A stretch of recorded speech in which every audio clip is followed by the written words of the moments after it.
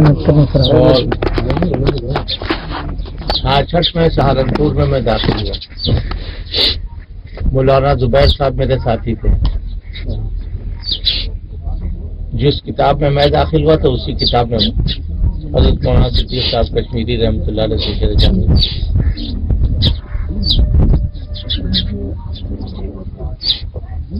66 67 68 یہ 3 سال سہارنپور میں ناظم صاحب کے پاس مولانا اسد اللہ سے. پھر 69 میں دیوبند گئے. 69 میں فراغت ہوئی. 70 میں رہا تکمیل ادب کے لیے مولانا وحید صاحب کے پاس.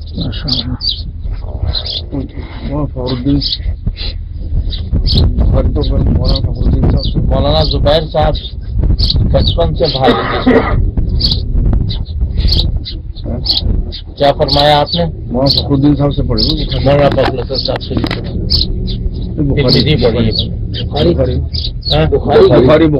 بخاری حضرت مولانا فخرالدین صاحب. حضرت مولانا فخرالحسن صاحب بخاری وہ پڑھاتے تھے ترمذی اور بیضاوی. حضرت مولانا شریف الحسن صاحب سے مسلم پڑھی.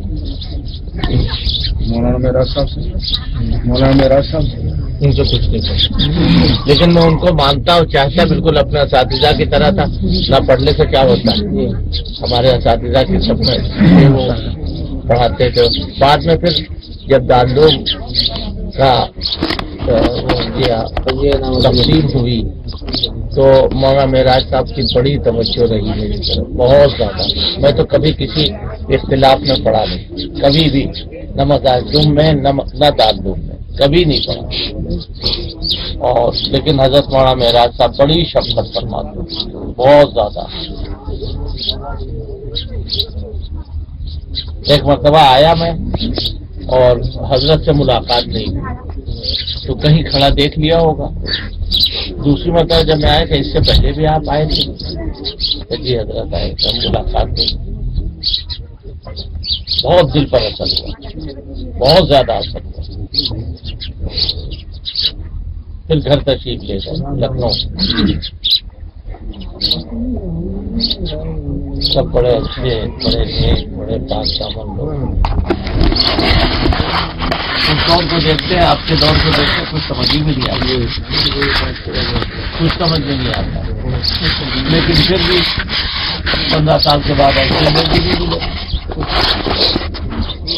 تو انحطاط کا دبا دیں گے.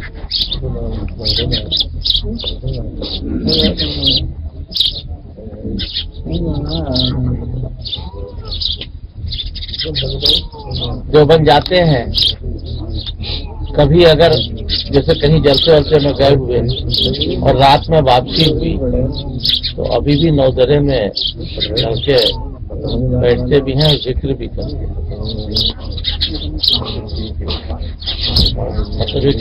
صالح عناصر کی کمی نہیں ہے ابھی بھی.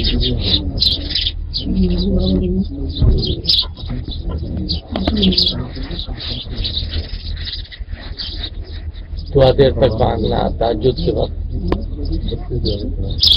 یہ ہے. اللہ باقی رکھے.